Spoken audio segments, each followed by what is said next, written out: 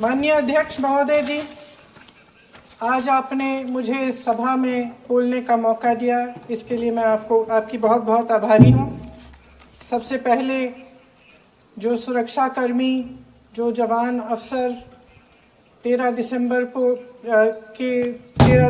को संसद की सुरक्षा के लिए शहीद हुए, उनके प्रति मैं श्रद्धांजलि व्यक्त करना चाहती हूँ। महोदय, हजारों साल पुरानी हमारी देश की, धर्म की एक पुरानी परंपरा रही है। ये परंपरा संवाद, चर्चा की रही है। एक गौरवशाली परंपरा है जो दर्शन ग्रंथों में, वेदों में, उपनिषदों में दिखती है। वाद विवाद और संवाद की हमारी पुरानी संस्कृति है।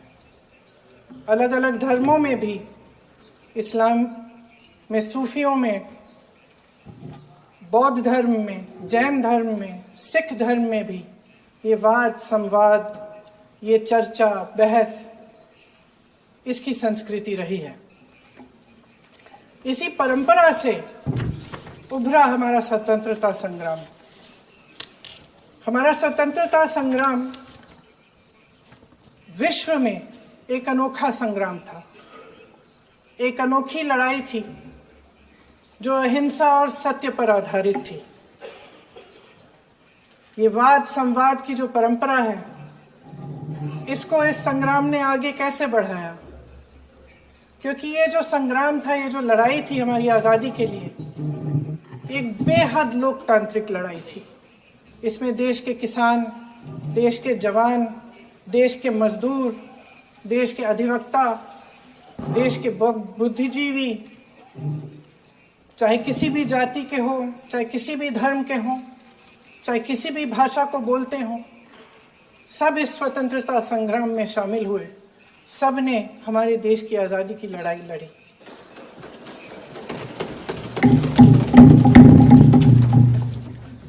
और उसी आज़ादी की लड़ाई से एक आवाज़ उभरी जो हमारी देश की आवाज़ थी।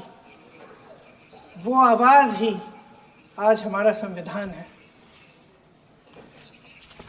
साहस की आवाज़ थी, हमारी आज़ादी की आवाज़ थी, और उसी की गूंज ने हमारे संविधान को लिखा और बनाया। ये सिर्फ एक दस्तावेज नहीं है। बाबा साहेब अम्बेडकर, मौलाना आज़ाद जी, राजगोपालाचारी जी और जवाहरलाल नेहरू जी और उस समय के तमाम नेता, जैसे आपने कहा,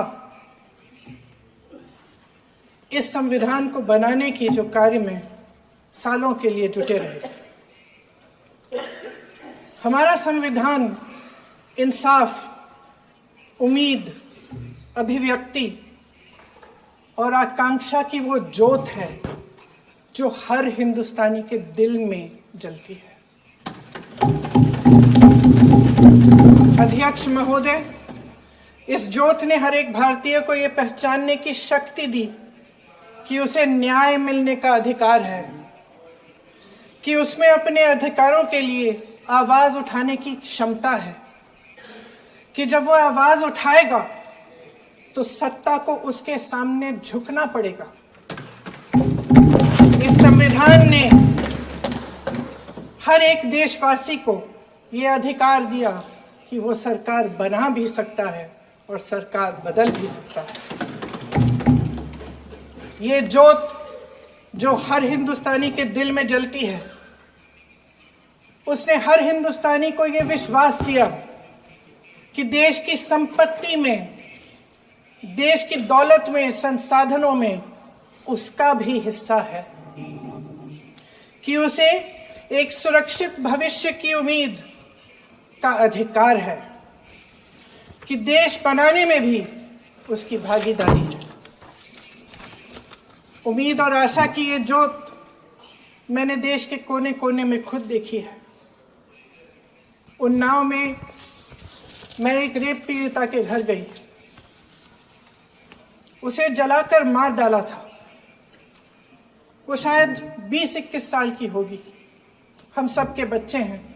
हम सोच सकते हैं कि अगर हमारी बेटी के साथ बार बार बलात्कार हुआ और फिर जब वो अपनी लड़ाई लड़ने के लिए गई तो उसको जलाकर मार डाला गया होता तो हम पर क्या बीतती। मैं उस बच्ची के पिता से मिली। उसके खेत जलाए गए थे, उसके भाइयों को पीटा गया था, उसके पिता को बाहर से घर के बाहर घसीट कर मारा गया था। उस पिता ने मुझे बताया कि बेटी,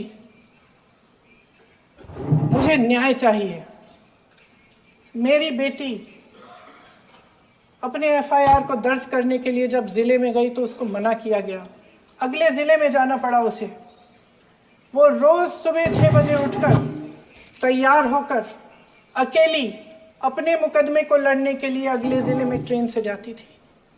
उसके पिता ने मुझे कहा कि मैंने उससे कहा, बेटी अकेले मत जाओ, छोड़ दो ये लड़ाई।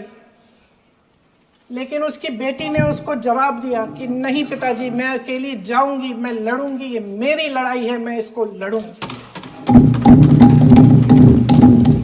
ये लड़ने की क्षमता, ये हिम्मत उस लड़की को और करोड़ों भारत की नारियों को हमारे संविधान ने दी। आगरा में मैं अरुण वाल्मीकि के घर गई। अरुण वाल्मीकि पुलिस स्टेशन में काम करता था, सफाई का काम करता था। आप सोच सकते हैं हमारी तरह उसका भी परिवार था। नई नई शादी हुई थी, 2-3 महीनों का बच्चा था। पुलिस स्टेशन में चोरी हो गई। चोरी का इल्जाम उस पर लगाया गया। उसके पूरे परिवार को उठाकर पुलिस स्टेशन में ले गए। आप हंस रहे हैं, लेकिन ये गंभीर बात है। और क्या करेंगे? शर्म करो, शर्म। अरुण वाल्मीकि को पीट पीट के मार डाला। उसकी बीवी को पीटा, उसके पिता के नाखून निकाले, उसके पूरे परिवार को पीटा गया। जब मैं उस जवान महिला से मिलने गई जो अभी अभी विधवा हुई थी, तो उसने मुझे कहा कि दीदी, हमें सिर्फ एक चीज चाहिए, हमें न्याय चाहिए और हम इस न्याय के लिए लड़ते रहेंगे, चाहे कुछ भी हो जाए। ये हिम्मत उस महिला को हमारे संविधान ने दी।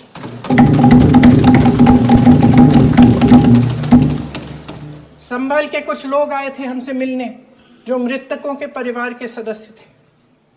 उसमें 2 बच्चे थे, अदनान और उजैर। अब सुनिए। उसमें 2 बच्चे थे, अदनान और उजैर। एक बच्चा मेरे बच्चे की उम्र का है, दूसरा उससे छोटा 17 साल का है। दर्जी के बेटे थे। दर्जी का एक ही सपना था कि वो अपने बेटों को पढ़ाएगा, लिखाएगा। एक बेटा डॉक्टर बनेगा, एक बेटा भी सफल होगा दूसरा बेटा भी अपने जीवन में सफल होगा। उनके पिताजी हर रोज उनको स्कूल छोड़ते थे।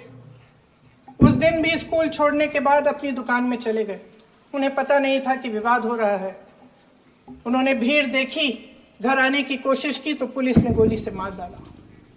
वो 17 साल का बच्चा अदनान मुझसे कहता है, वो 17 साल का बच्चा अदनान मुझसे कहता है कि मैं बड़ा होकर डॉक्टर बन के दिखाऊंगा, मैं अपने पिता का सपना साकार करूंगा। ये सपना, ये आशा उसके दिल में हमारे संविधान ने डाली।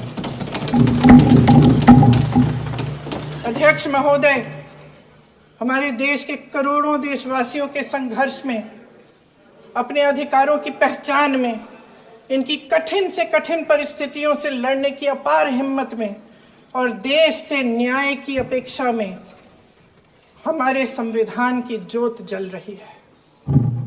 मैंने हमारे संविधान की ज्योत को जलते हुए देखा है और इसके साथ साथ ये भी समझा है कि हमारा संविधान एक सुरक्षा कवच है। एक ऐसा सुरक्षा कवच है जो देशवासियों को सुरक्षित रखता है, न्याय का कवच है, एकता का कवच है और अभिव्यक्ति की आज़ादी का कवच है। दुख की बात यह है कि मेरे सत्ता पक्ष के साथी जो बहुत बड़ी बड़ी बातें करते हैं, इन्होंने इन 10 सालों में यह सुरक्षा कवच, सत्ता पक्ष के मेरे साथियों ने ये सुरक्षा कवच तोड़ने का पूरा प्रयास किया है। संविधान में सामाजिक, आर्थिक और राजनीतिक न्याय का वादा है। ये वादा एक सुरक्षा कवच है जिसको तोड़ने का काम शुरू हो चुका है। लैटरल एंट्री और निजीकरण के जरिए ये सरकार आरक्षण को कमजोर करने का काम कर रही है। अगर लोकसभा में ये नतीजे नहीं आए होते तो ये संविधान बदलने का काम भी शुरू कर लेते। सच्चाई ये है अध्यक्ष महोदय कि आज संविधान बार बार इसलिए कह रहे हैं क्योंकि इस चुनाव में इनको पता चल गया कि इस देश की जनता ही इस संविधान को सुरक्षित रखेगी, कि इस चुनाव में हारते हारते जीतने से इन्हें एहसास हुआ कि ये संविधान बदलने की बात इस देश में नहीं चलेगी। आज जनता की मांग है कि जाति जनगणना हो। सत्ता पक्ष के मेरे साथी ने इसका जिक्र किया। ये जिक्र भी आज इसलिए हो रहा है क्योंकि चुनाव में ये नतीजे आए। ये जाति जनगणना इसलिए जरूरी है ताकि हमें पता चले कि किसकी क्या स्थिति है और नीतियां उस हिसाब से बने। इनकी गंभीरता का प्रमाण यह है कि जब चुनाव में पूरे विपक्ष ने जोरदार आवाज उठाई कि ये जाति जनगणना होनी चाहिए, तो इनका जवाब देखिए। इनका जवाब भैंस भाग भैंस चुरा लेंगे, मंगलसूत्र चुरा लेंगे, इनका ये जवाब था। ये गंभीरता है इनकी जाति जनगणना पर। महोदय, हमारे संविधान ने आर्थिक न्याय की नींव डाली, किसानों, गरीबों और को जमीन बांटी, भूमि सुधार किया, जिसका नाम लेने से कभी कभी आप झिझकते हैं और कभी कभी उनका नाम धड़ाधड़ इस्तेमाल किया जाता है अपने आप को बचाने के लिए। उन्होंने HAL, BHEL, SAIL, GAIL, ONGC, NTPC, railways, IIT, IIM, oil refinery, steel plant, तमाम PSU बनाए। अध्यक्ष महोदय, उनका नाम पुस्तकों से मिटाया जा सकता है, उनका नाम भाषणों से मिटाया जा सकता है, लेकिन जो उनकी भूमिका रही इस देश की आज़ादी के लिए और इस देश के निर्माण के लिए, वो इस देश में से कभी मिटाया नहीं जा सकता।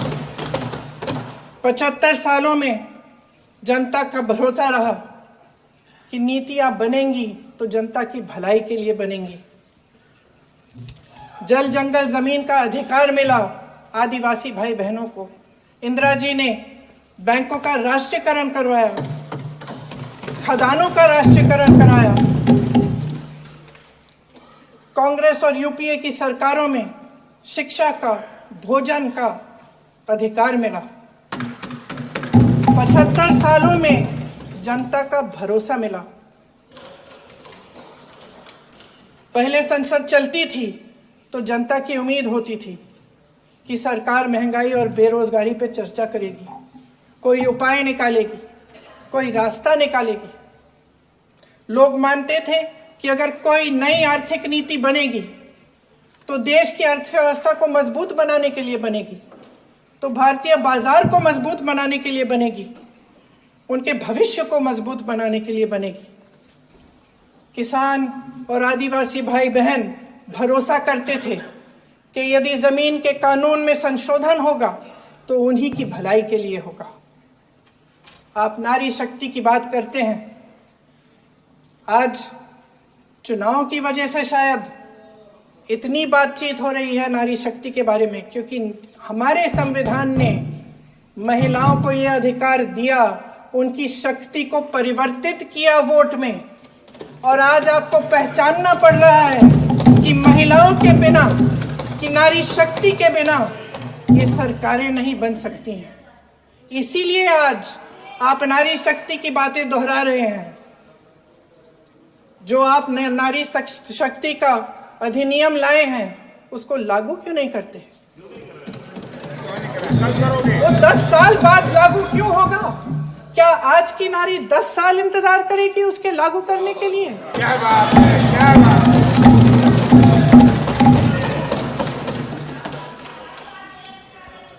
आज संसद में बैठे हुए सत्ता पक्ष के मेरे साथी ज्यादा से ज्यादा अतीत की बातें करते हैं। 1921 में क्या हुआ, कब हुआ, नेहरू जी ने क्या किया। अरे वर्तमान की बात करिए, देश को बताइए आप क्या कर रहे हैं, आपकी जिम्मेदारी क्या है? कि सारी जिम्मेदारी जवाहरलाल नेहरू की है। अध्यक्ष महोदय जी, ये सरकार आर्थिक न्याय का सुरक्षा कवच तोड़ रही है। आज संसद में बैठी ये सरकार बेरोजगारी और महंगाई से जूझ रही हमारी जनता को क्या राहत दे रही है? कृषि के कानून भी बड़े बड़े उद्योगपतियों के लिए बन रहे हैं। सही एमएसपी को छोड़िए, डीएपी तक नहीं मिल रहा है।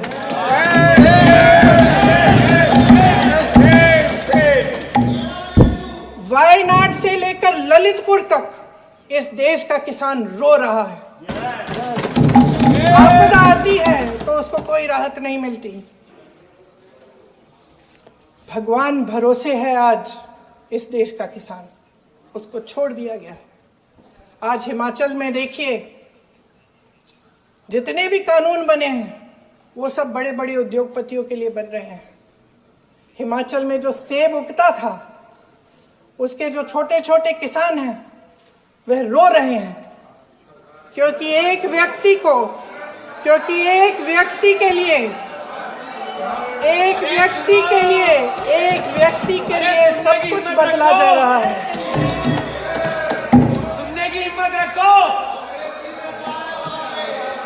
मैं अध्यक्ष महोदय जी, अध्यक्ष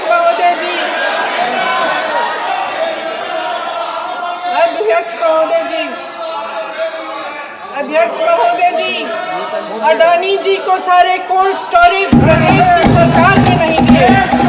अडानी जी को सारे कोल्ड स्टोरेज आपकी सरकार ने दिए। देश देख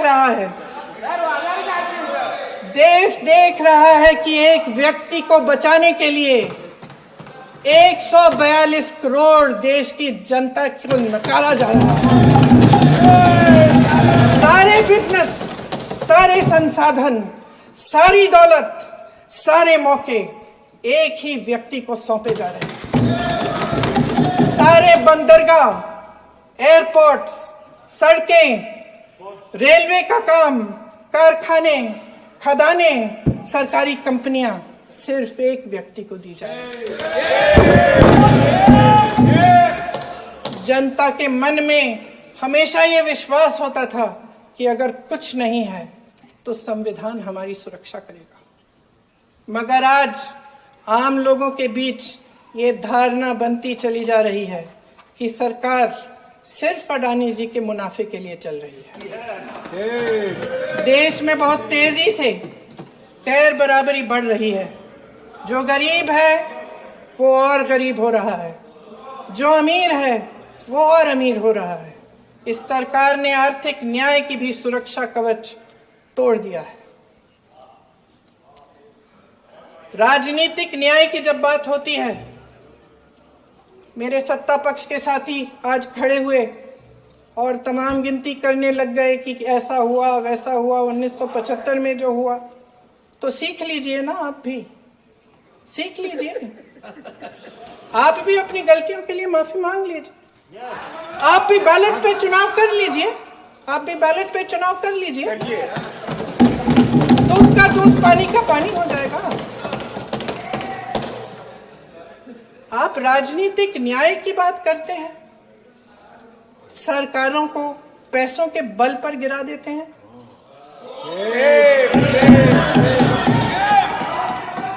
मेरा आग्रह है कि अपन संविधान में सकारात्मक बोले।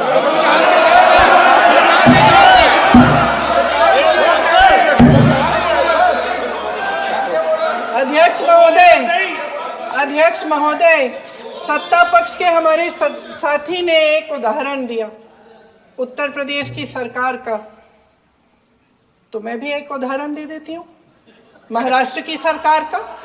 मैं भी एक उदाहरण दे देती हूँ हिमाचल की सरकार को तोड़ने की कोशिश किसने की, पैसों के बल पे की, गोवा की सरकार। तमाम उदाहरण।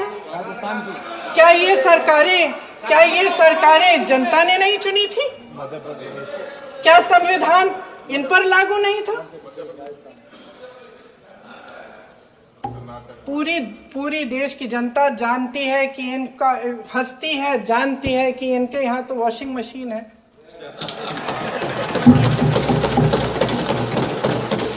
तो यहाँ से वहां जाता है, वो धुल जाता है। इस तरफ दाग, उस तरफ स्वच्छता। और मेरे कई ऐसे साथी हैं जो इस तरफ होते थे उस तरफ चले गए, मुझे दिख भी रहे हैं, वॉशिंग मशीन में शायद धुल गए हैं। अध्यक्ष महोदय, जहां भाईचारा और अपनापन होता था, जहां हमारे संविधान ने एकता का सुरक्षा कवच दिया था, वहां शक और घृणा के बीज बोए जा रहे हैं। एकता का सुरक्षा कवच तोड़ा जा रहा है। प्रधानमंत्री जी यहाँ सदन में संविधान की किताब को यूं माथे से लगाते हैं, लेकिन संभल में, हाथरस में, मणिपुर में जब न्याय की गुहार आती है, उठती है, तो उनके माथे पे शिकन तक नहीं आता।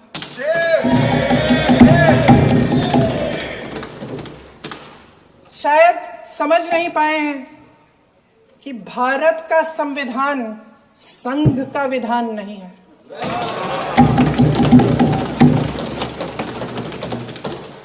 भारत के संविधान ने हमें एकता दी, हमें आपसी प्रेम दिया। उस मोहब्बत की दुकान जिस पर आपको हंसी आती है, उसके साथ करोड़ों देशवासी चले। करोड़ों देशवासियों के दिल में एक दूसरे के लिए प्रेम है, घृणा नहीं है।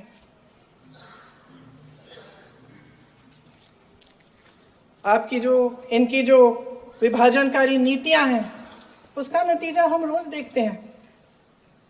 राजनीतिक फायदे के लिए संविधान को छोड़िए, देश की एकता को भी ये रख नहीं सकते, इसकी सुरक्षा नहीं कर सकते। हमने संभल में देखा, मणिपुर में देखा। दरअसल इनका कहना है कि अलग अलग इस देश के अलग अलग हिस्से हैं, लेकिन हमारा संविधान कहता है कि ये देश एक है और ये देश एक रहेगा। जहां खुला विवाद होता था, अभिव्यक्ति का सुरक्षा कवच होता था, इन्होंने भय का माहौल पैदा किया है। सत्ता पक्ष के मेरे साथी अक्सर 75 सालों की बात करते हैं, लेकिन इन 75 सालों में ये उम्मीद, आशा, ये अभिव्यक्ति की ज्योति कभी थमी नहीं, कभी बुझी नहीं। इस देश की जनता ने खुलकर आलोचना की, निडर होकर धरने किए, प्रदर्शन किए। जब जब जनता नाराज हुई, तब तब सत्ता को ललकारा, उसे चेतावनी दी, बड़े से बड़े नेताओं को कटघरे में खड़ा किया, उनसे जवाब मांगा, न्याय मांगा। इस देश के छोटे छोटे से नुक्कड़ की दुकानों में, चाय की दुकानों में, इस देश के घरों में, गलियों में, मोहल्लों में, अखबारों में, प्रकाशन घरों में, न्यायपालिकाओं में चर्चा कभी बंद नहीं हुई, लेकिन आज ये माहौल नहीं है। आज जनता को सच बोलने से डराया जाता है, धमकाया जाता है। पत्रकार हो या विपक्ष का नेता हो या किसी यूनिवर्सिटी का प्रोफेसर हो, छात्र संघ हो या कर्मचारियों का संगठन हो, सबका मुंह बंद कराया जाता है। किसी पे ईडी, किसी पे सीबीआई, किसी पे इनकम टैक्स, फर्जी मुकदमे लगवाए जाते हैं, जेल में डाल दिया जाता है। विपक्षी नेताओं को जेल में डाल दिया जाता है, उनको सताया जाता है। किसी को नहीं छोड़ा इस सरकार ने। देशद्रोही कह कह के उत्तर प्रदेश में मुझे याद है कुछ अध्यापिकाएं प्रदर्शन कर रही थी, उन पर मुकदमा डाल दिया देशद्रोही का, उन्हें देशद्रोही कह दिया। इन्होंने देश का पूरा माहौल भय से भर दिया है। इनकी मीडिया की मशीन झूठ फैलाती है, तरह तरह के आरोप लगाती है, और शायद वह भी भय में ही है। महोदय, मैं इस सदन को याद दिलाना चाहती हूं कि ऐसा डर का माहौल देश में अंग्रेजों के राज में था। जब इस तरफ बैठे हुए गांधी की विचारधारा वाले लोग आजादी की लड़ाई लड़ रहे थे और उस तरफ वाली विचारधारा वाले लोग भय में रहकर अंग्रेजों के साथ साठगांठ कर रहे थे। लेकिन अध्यक्ष महोदय, भय का भी अपना स्वभाव होता है। भय फैलाने वाले हमेशा भय का खुद शिकार बन जाते हैं। ये प्रकृति का नियम है। आज इनकी भी यही हालत हो गई है। भय फैलाने के इतने आदी हो गए हैं कि खुद भय में रहने वाले हैं। चर्चा से डरते हैं, आलोचना से घबराते हैं। कई दिनों से हम मांग रहे हैं कि चर्चा करिए, लेकिन चर्चा करने की हिम्मत ही नहीं है।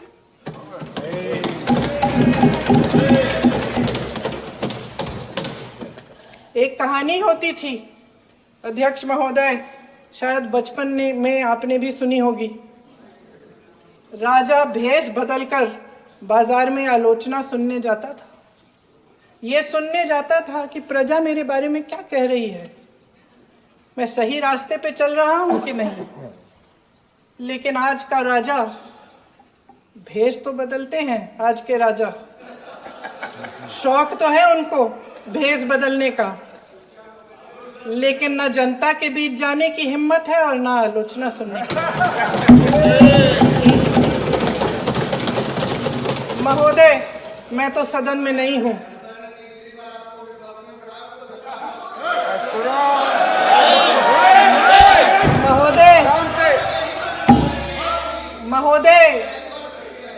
महोदय, जनता में बहुत विवेक है, ये सही है।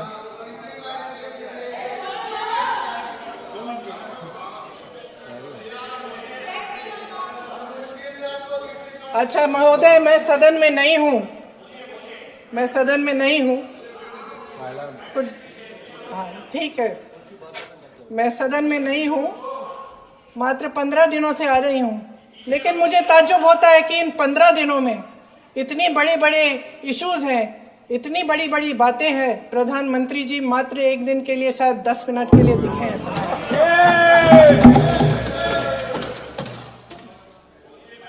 बात यह है अध्यक्ष महोदय जी कि ये देश भय से नहीं, साहस और संघर्ष से बना है। इसको बनाने वाले देश के किसान, जवान, देश के करोड़ों मजदूर और गरीब जनता है। संविधान इनको साहस देता है। मेहनती मिडिल क्लास है। और इस देश के जो करोड़ों देशवासी हैं, जो रोजाना भयंकर परिस्थितियों का सामना करते हैं, उनको साहस देता है।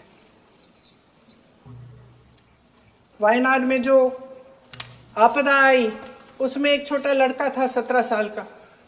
6 घंटों के लिए उसने अपनी माँ को बचाने की कोशिश की।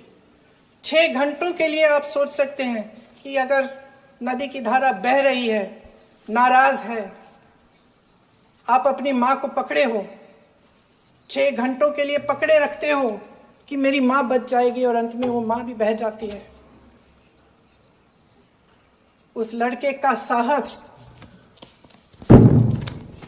उन महिलाओं का साहस जो पीड़ित हैं लेकिन फिर भी अपनी लड़ाई लड़ रहे हैं, उन संभल के बच्चों का साहस जिनके पिताजी अभी अभी गुजर गए लेकिन फिर भी उनके सपनों को साकार करने की हिम्मत है, उनका साहस है, वो साहस इस संविधान ने दिया है।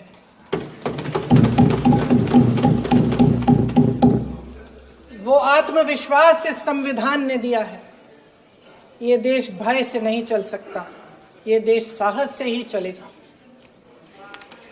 भय की भी सीमा होती है, और जब वो सीमा पार हो जाती है, जब किसी को इतना दबाया जाता है कि उसको लगने लगता है कि अब मेरे पास खोने के लिए कुछ नहीं है, तब उसमें एक ऐसी शक्ति पैदा होती है जिसके सामने कोई कायर खड़ा नहीं हो सकता। ये देश कायरों के हाथों में ज्यादा देर तक कभी नहीं रहा है। ये देश उठेगा, ये देश लड़ेगा, सत्य मांगेगा, सत्यमेव जयते। जय हिंद।